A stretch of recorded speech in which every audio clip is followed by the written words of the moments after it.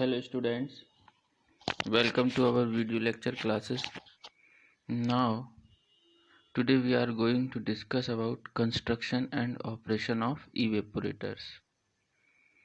हमने देख लिया था प्रीवियस क्लास में कि वो कौन कौन से फैक्टर हैं जिसमें इवेपोरेशन प्रोसेस अफेक्ट होते हैं, और हमने देखा था इवेपोरेशन और वेपोरेशन में डिफरेंस क्या है. आज हम देखते हैं कंस्ट्रक्शन क्या है, इवेपोरेटर्स होते क्या हैं, ऑपरेशन क्या होता है उसका, है ना. तो a number of evaporators of different design have been evolve. The need of large scale operation, जो बड़ी बड़ी इंडस्ट्री होती है, फूड इंडस्ट्री, उसमें हम जो भी प्रोसेसिंग ऑपरेशन परफॉर्म करते हैं उसमें इवेपोरेटर्स की ज़रूरत होती है लार्ज स्केल में. तो of improvement in quality has replaced the batch type evaporators. We shall discuss here the most important type of evaporators which are of interest to the dairy industry. जो dairy industry में use होते हैं उसके बारे में हम पढ़ेंगे. यहाँ पे इवेपोरेटर्स कौन कौन से हैं, ठीक है, उसके टाइप्स पढ़ेंगे. तो basically an evaporator system consist of heat exchanger. Heat exchanger पता है क्या होता है?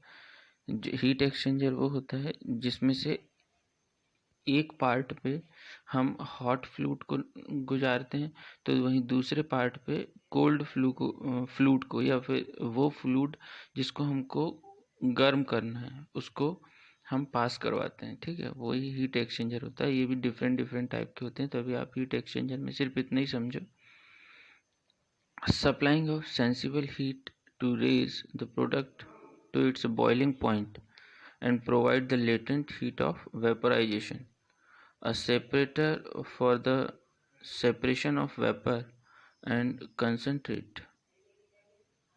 जो सेपरेटर होता है उसका काम क्या होता है ये हमने पिछली क्लास में देख लिए थे, वैसे अभी और देख ले रहे हैं.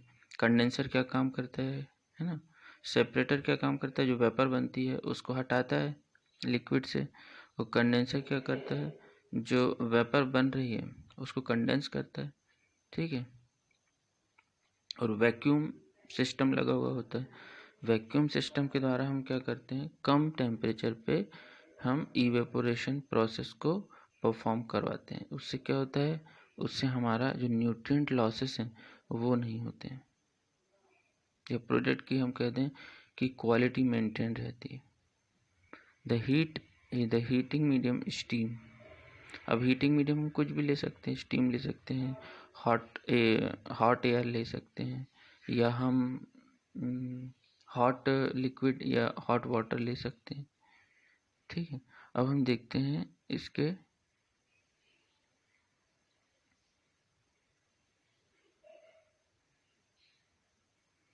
Based on the nature of heat transfer surface.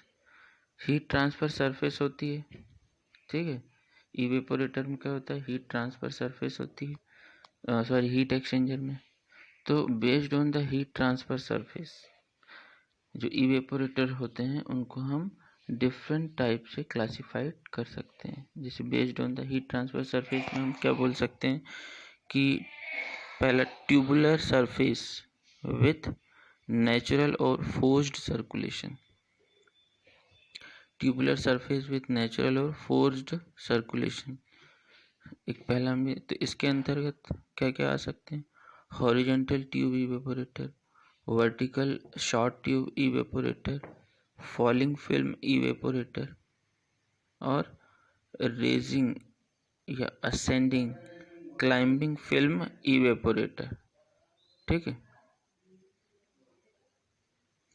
Flat, और सेकंड नंबर पे हम बोल सकते हैं flat heating surface plate evaporator, और stationary cylindrical surface with scraped surface evaporator.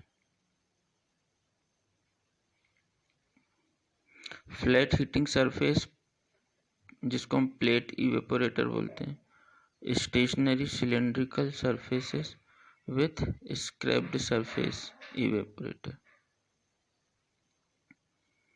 अब हम बात करते हैं टाइप्स ऑफ इवेपोरेटर्स.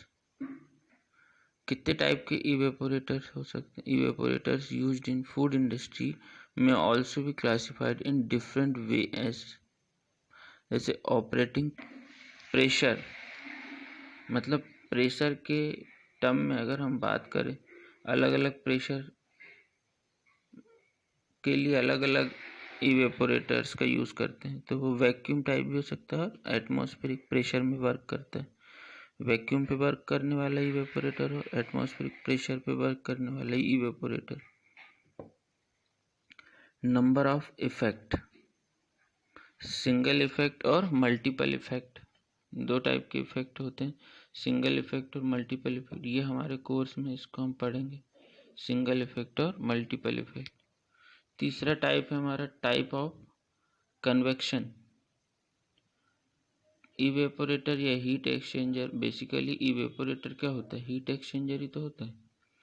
तो हीट एक्सचेंजर दो टाइप के हो सकते हैं। एक होता है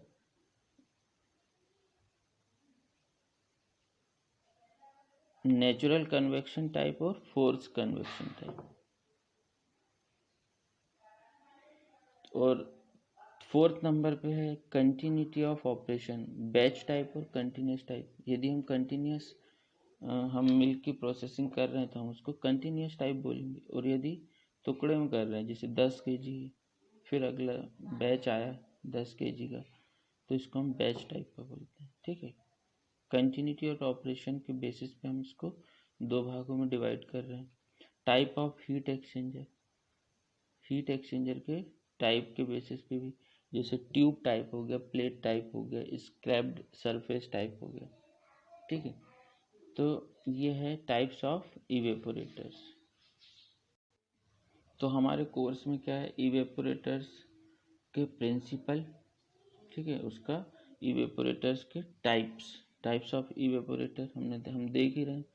ठीक है, तो हम टाइप्स ऑफ इवेपोरेटर को डिटेल में पढ़ेंगे। ये पूरा हमारे पास types of evaporator based on natural of heat transfer surface, evaporator can be classified. यहाँ से आपको पूरा आंसर करना पड़ेगा जब ये क्वेश्चन आएगा। तो ठीक है, पूरे टाइप को हम अच्छे से पढ़ेंगे, पूरे टाइप ही हमारे कोर्स में। तो सबसे पहले हम देखते हैं हॉरिजॉन्टल ट्यूब इवेपोरेटर। क्या होता है हॉरिजॉन्टल ट्यूब इवेपोरेटर? नाम से समझ में आ रहा है, उसमें ट्यूब्स कैसी होंगी? हॉरिजॉन्टली इंस्टॉल होंगी।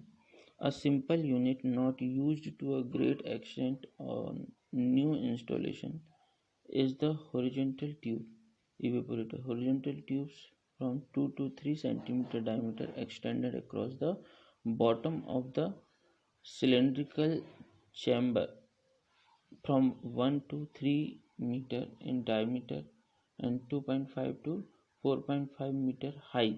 उसकी हाइट कितनी रहती है? 2.5 to 4.5 मीटर हाइट रहती है। किसकी? जो सिलेंड्रिकल चैम्बर होता है।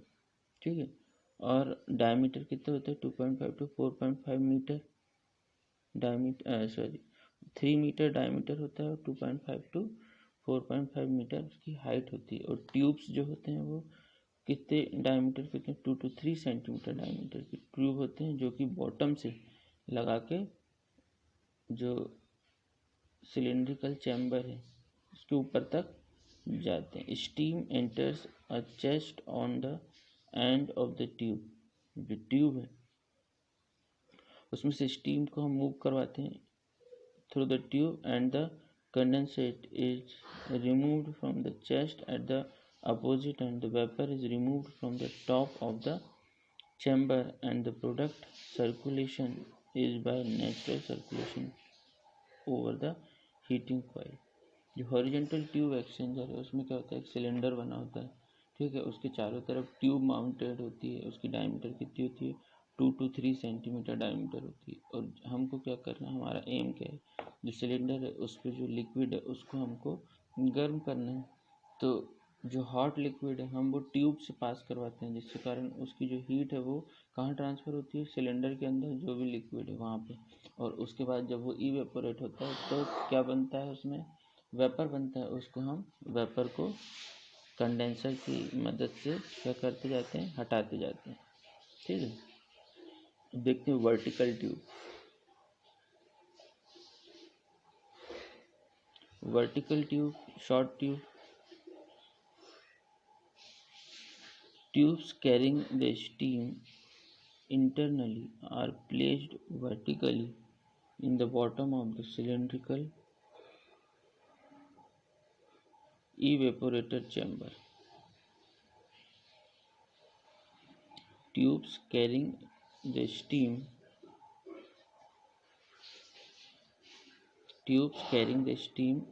internally are placed vertically in the bottom of the cylinder.